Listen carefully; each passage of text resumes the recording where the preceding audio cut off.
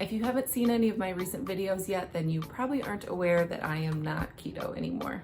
So I'm going to tell you guys why that is and what I learned from my keto journey.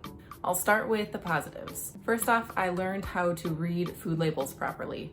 I learned to look through the actual ingredients of food items instead of just the meaningless calories and other information on the nutrition facts. There are so many junk ingredients in foods that are labeled heart healthy and low calorie and low fat and all of those things, and keto really taught me how to look through the ingredients and spot ones that aren't exactly great for us. I learned to not fear fat. Our bodies need fat for healthy brain function and a lot of other functions within our body, and now I don't shy away from good amounts of butter, avocado, olive oil, all of those things. I also learned the basics of what real nourishing foods are. So bone broth, getting enough salt and electrolytes, eating nose to tail as much as possible, real nourishing ancestral foods that I was not eating before. And last but not least, I ended up being able to conceive after being on keto for 8 months.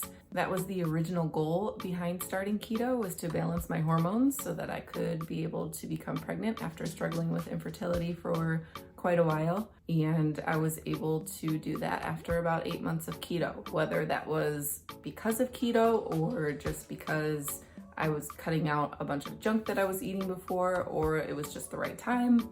I don't know, but that was my original goal. So now on to why I wouldn't do keto again. It ended up messing with my health and digestion quite a bit.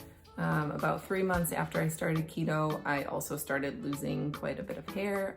My hairline really thinned out, and I really still haven't recovered from that since then. I went straight from keto before pregnancy to a general low carb through my first pregnancy and since then.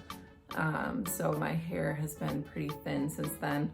About 6 months into keto, I also developed some pretty major gut issues and what I think now was probably SIBO.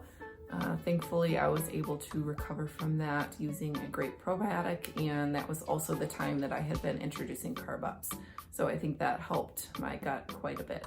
The more I'm learning about the metabolism, the more I'm learning that ketosis is a backup energy source for us in times of survival. It is meant to keep us alive when we don't have the fuel sources that we normally have.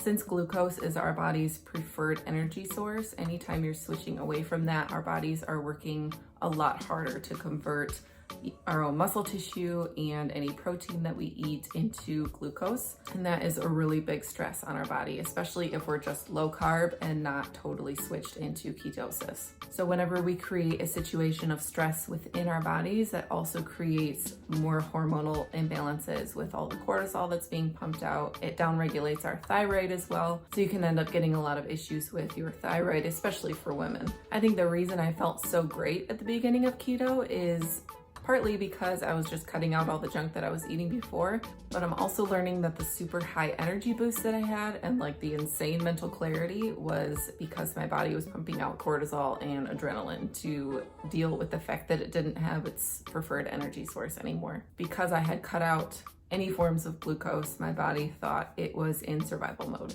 So overall, I'm thankful for the experience of doing keto. I'm thankful for what I learned about food quality and ingredients and all of those things, not being afraid of fat anymore, but it is something that I would not do again.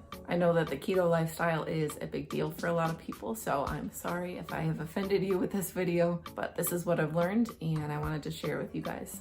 So if you've been having a hard time with keto, hopefully this can be an encouragement for you that you're not doing anything wrong. Your body just prefers glucose. Thanks guys so much for watching, and I'll see you next time.